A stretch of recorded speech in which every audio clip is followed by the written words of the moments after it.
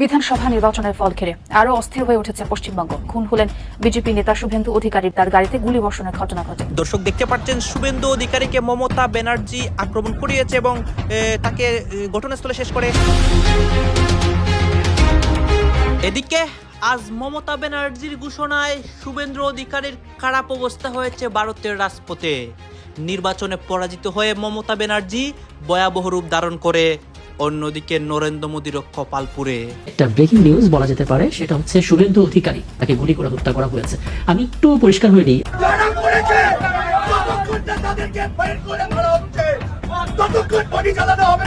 ঠিক দুদিন পূর্বে একটা ভিডিওতে বলেছিলাম পশ্চিমবঙ্গে এমন কিছু ঘটনা ঘটবে যেটার উত্তাপ, অর্থাৎ পশ্চিমবঙ্গে যে আগুন তৃণমূল জ্বালাবে। পশ্চিমবঙ্গের ভোটের ফল ঘোষণার পর একাধিক জেলায় ঘটেছে সহিংসতা ঘটনা। দক্ষিণ মৌলবাদীদের সাথে আমাদের আর সব মন্দিরে মাইক টাঙাও এবং হটডগ টাঙাও। আমরা তো হারিয়ে নিয়ে যাবো, হারলে আমি যদি শপথ দিতে যেতাম তাহলে আমি ভারতের পশ্চিমবঙ্গে বিধানসভা নির্বাচনে পরাজয়ের পর মুখ্যমন্ত্রী মমতা ব্যানার্জি সাফ জানিয়ে দিয়েছেন তিনি হারেননি এবং পদত্যাগও করবেন না। তাই এই অবস্থান ঘিরে শুরু হয়েছে তীব্র রাজনৈতিক বিতর্ক, পাশাপাশি উঠেছে সাংবিধানিক প্রশ্ন। অর্থাৎ এই দুষ্কৃতীরা কোথা থেকে এলো, কোথায় চলে গেল, খুন করার পর কি কারণে এই হামলা, এর পিছনে এখনো কি কারণ থাকতে পারে সে বিষয়টি স্পষ্ট নয়। ভারতের নির্বাচনে বিজয়ী হওয়া শুভেন্দু অধিকারীর খারাপ অবস্থা করিয়েছে মমতা ব্যানার্জি। মমতা ব্যানার্জি পরাজিত হয়ে ভয়াবহ রূপ ধারণ করে এবং তার কর্মীদেরকে দিয়ে রাজপথে ভয়াবহ পরিস্থিতি করে, সম্পূর্ণ ভারতবর্ষের মধ্যে তুলপাড় পরিস্থিতি করে। আপনারা দেখতে পারবেন এই ঘটনার সাথে এখন জড়িত হয়েছে নরেন্দ্র মোদী এবং ভারতের নির্বাচনের মধ্যে দুর্নীতি করার অপরাধেও নরেন্দ্র মোদী জড়িত। এই সম্পূর্ণ ভিডিও দেখবেন এই মুহূর্তে ভারতের রাজপথের অবস্থা এবং মমতা ব্যানার্জির অ্যাকশনে শুভেন্দুর যা হয় সবকিছু দেখতে পারবেন এই একটি ভিডিওতে। অর্থাৎ এই দুষ্কৃতীরা কোথা থেকে এলো, কোথায় চলে গেল, খুন করার পর কি কারণে এই হামলা, এর পিছনে এখনো কি কারণ থাকতে পারে সে বিষয়টি স্পষ্ট নয়। ওই এলাকার সিসিটিভি ফুটেজ অত্যন্ত গুরুত্বপূর্ণ এই রহস্য উদ্ঘাটনের প্রশ্নে। যে প্রত্যক্ষদর্শী রয়েছেন তাদের বক্তব্য পুলিশের কাছে খুবই গুরুত্বপূর্ণ। আরো একজন প্রত্যক্ষদর্শীর বক্তব্য শোনাব।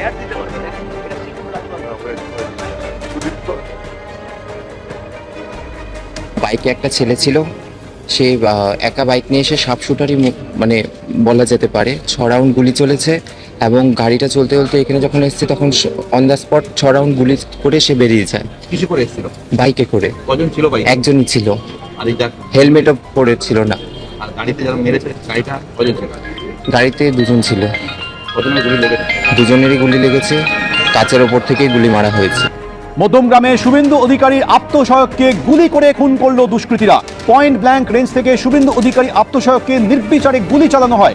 গাড়ি থামিয়ে গুলি চালানো হয় চন্দ্রনাথ রথের ওপরে। তার শরীরে একাধিক জায়গায় গুলি লাগে, সেই গুলিতেই একেবারে মৃত্যু হয় তার। যখন তাকে আশঙ্কাজনক অবস্থায় হাসপাতালে নিয়ে যাওয়া হয় ততক্ষণে চিকিৎসকরা জানান যে তার মৃত্যু হয়েছে। এই হামলার সময় তার গাড়িতে ডান দিকে বসেছিলেন গাড়ির চালক, তিনিও গুরুতর জখম হয়েছেন। তাকে অন্য জায়গায় শিফট করা হয়েছে বলে যে বেসরকারি হাসপাতালে নিয়ে যাওয়া হয়েছিল সেখানকার কর্ণধার জানিয়েছেন। কিন্তু কারা এই হামলা চালালো, কোথা থেকে এই দুষ্কৃতীরা এলো, এই হামলার পিছনে কি কারণ থাকতে পারে, গোটা বিষয়টা স্পষ্ট নয়। আমাদের সঙ্গে সরাসরি এই মুহূর্তে রয়েছে আমাদের প্রতিনিধি সমীরণ পাল। সমীরণ, দেখো এখনো পর্যন্ত যে দোহারিয়া এলাকা মধ্যমগ্রাম দোলতলার কাছে সেখানেই থাকতেন এই চন্দ্রনাথ রথ। তার বাড়ির থেকে তিনি গাড়িতে করে যাচ্ছিলেন, সেই সময় গাড়ি লক্ষ্য করে বাইকে চেপে এসে দুষ্কৃতীরা গুলি চালায়। দুষ্কৃতীরা সংখ্যায় কতজন ছিল ওই এলাকার সিসিটিভি ফুটেজ, আশপাশের ফুটেজ খতিয়ে দেখছে পুলিশ। এখনো পর্যন্ত নির্দিষ্ট করে সিসিটিভি ফুটেজ পাওয়া যায়নি। দুষ্কৃতীরা সংখ্যায় কতজন ছিল, প্রত্যক্ষদর্শীদের মধ্যে একটা বিভিন্ন রকম বয়ান পাওয়া যায়। কেউ বলছেন দুষ্কৃতীরা 2-3 জন ছিলেন মোটর বাইকে করে, একজন প্রত্যক্ষদর্শী আছেন একজনই মোটর বাইকে করে এসে হেলমেট পরা, হেলমেট ছিল না তার মাথায়, 6 রাউন্ড গুলি চালিয়েছে বলে জানা যাচ্ছে। গাড়ির বাঁদিকে বসেছিলেন চন্দ্রনাথ রথ এবং তাকে লক্ষ্য করেই মূলত গুলি চালানো হয়। আরো কয়েকজন গুলিবিদ্ধ হয়েছেন, তাদেরকে নিয়ে যাওয়া হয়েছে অ্যাপোলো হাসপাতালে, এমনটাই জানা যাচ্ছে। তাকে মধ্যমগ্রামে যশোর রোডের ধারে বিভাগ সিটি হাসপাতালে নিয়ে গেলে চিকিৎসকরা তাকে মৃত বলে ঘোষণা করে। তবে এই ঘটনা কি করে ঘটলো, কারা ঘটালো, সে ব্যাপারে মধ্যমগ্রাম থানার পুলিশ তদন্ত শুরু করেছে। অতিরিক্ত পুলিশ সুপার জোনাল দুর্বার বন্দ্যোপাধ্যায় ঘটনাস্থলে পৌঁছেছেন। ওটা নির্বাচনে অনিয়মের অভিযোগ এনে পদত্যাগ না করারও ঘোষণা দিয়েছেন এই তৃণমূল নেত্রী। তাই প্রশ্ন উঠেছে, ইস্তফা না দিয়ে তিনি কি সত্যি মুখ্যমন্ত্রীর পদে থাকতে পারবেন? আমরা কিন্তু হারিনি, আমাদের 100 সিট জোর করে লুট করা হয়েছে। আমাদের লড়াইটা বিজেপির সাথে ছিল না, আমাদের লড়তে হয়েছে ভিলেন ইলেকশন কমিশন। কিন্তু এই সন্ত্রাস সব সন্ত্রাসকে চালিয়ে গেছে। আপনি কি কখনো ভেবেছেন একজন মুখ্যমন্ত্রী নির্বাচনে হেরেও পদত্যাগ করতে অস্বীকার করলে কি হয়? পুরো সাংবিধানিক ব্যবস্থা থমকে যায়, রাজনীতির মাঠ উল্টে যায়। আর ঠিক এটাই এখন ঘটছে পশ্চিমবঙ্গে। আজকের ভিডিওতে আমরা জানব মমতা বন্দ্যোপাধ্যায় ঠিক কী করলেন, কেন করলেন, আর এই সিদ্ধান্তের পরিণতি বাংলার এমনকি গোটা ভারতের রাজনীতিতে কতটা বড় ঝড় তুলতে পারে। তাই শেষ পর্যন্ত সঙ্গে থাকুন, কারণ সবচেয়ে চমকের অংশটা আসছে একদম শেষে। আমি আপনাদের ডিপ নিউজে স্বাগত জানাচ্ছি। দর্শক, প্রথমে দৃশ্যটা একটু কল্পনা করুন। 5ই মে বিকেলবেলা কালীঘাটের সেই পরিচিত বাড়ি, বাইরে সাংবাদিকদের ভিড়, ক্যামেরার ফ্ল্যাশ, আর ভেতরে এক থমথমে নীরবতা। বিধানসভার ফলাফল এসে গেছে। 293টি আসনের মধ্যে বিজেপি পেয়েছে 207টি, তৃণমূল মাত্র 80টিতে আটকে আছে। সবাই অপেক্ষা করছে, মমতা কি এবার বিদায়ের ঘোষণা দেবেন? কিন্তু না, মমতা বন্দ্যোপাধ্যায় যখন সেই সংবাদ সম্মেলনে এলেন, তখন তার চোখে পরাজয়ের ছায়া নেই, বরং আছে এক আহত বাঘিনীর ক্রোধ। তিনি মাইক্রোফোনের সামনে দাঁড়িয়ে স্পষ্ট ভাষায় বললেন, আমরা হারিনি, আমাদের 100টি আসন জোর করে লুট করা হয়েছে, আমি পদত্যাগ করব না। দর্শক, এই একটা কথায় পুরো ভারতের রাজনীতি কেঁপে উঠল। এবার আপনাদের কাছে একটা প্রশ্ন, আপনি কি মনে করেন মমতার এই দাবি সত্যি হতে পারে? সত্যি কি 100টি আসন চুরি হয়েছে? এই প্রশ্নের উত্তর এই ভিডিওর মাঝামাঝিতে দেওয়ার চেষ্টা করব। তার আগে জানুন মমতা ঠিক কি অভিযোগ তুললেন। তিনি সরাসরি অভিযোগ করলেন নির্বাচন কমিশন ও কেন্দ্রীয় সরকারের বিরুদ্ধে। তার কথায় ইভিএমে কারচুপি হয়েছে, কেন্দ্রীয় বাহিনী ভোটারদের ভয় দেখিয়েছে, এমনকি মাঝরাতে ফলাফল পাল্টে দেওয়া হয়েছে। এই তথাকথিত জয় সম্পূর্ণ অনৈতিক, অবৈধ।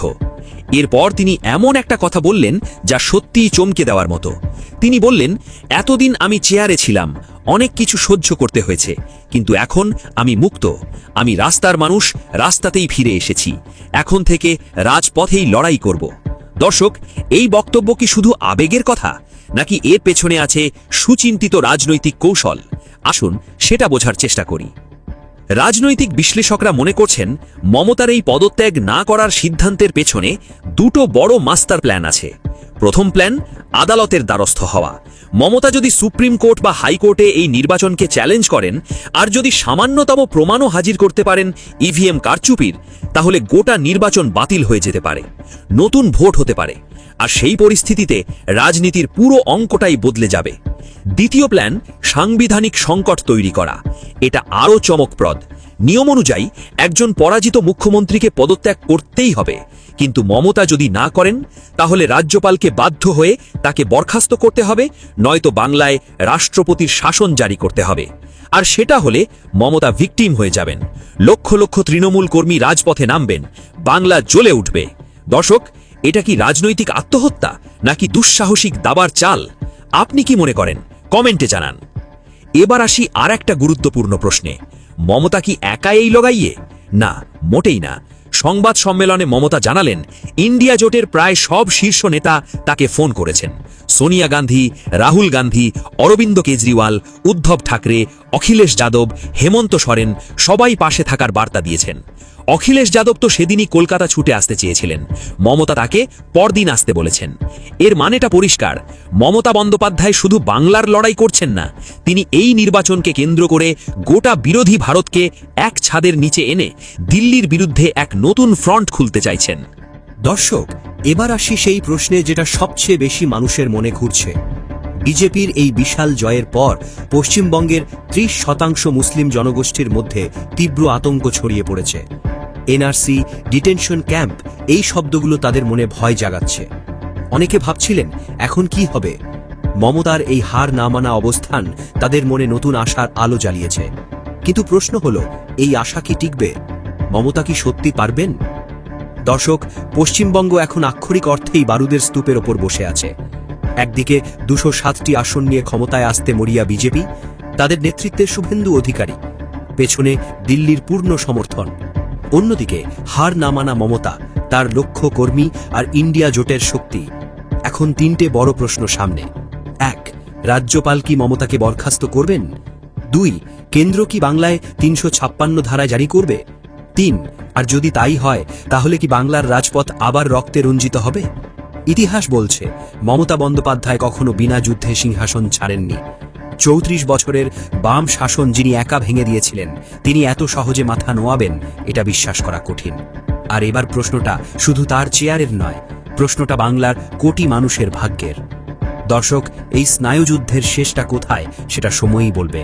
ঠিক দুদিন পূর্বে একটা ভিডিওতে বলেছিলাম পশ্চিমবঙ্গে এমন কিছু ঘটনা ঘটবে যেটার উত্তাপ, অর্থাৎ পশ্চিমবঙ্গে যে আগুন তৃণমূল জ্বালাবে সেই আগুনের উত্তাপে পূর্বে কাঁটাতারের এপারে অর্থাৎ বাংলাদেশ।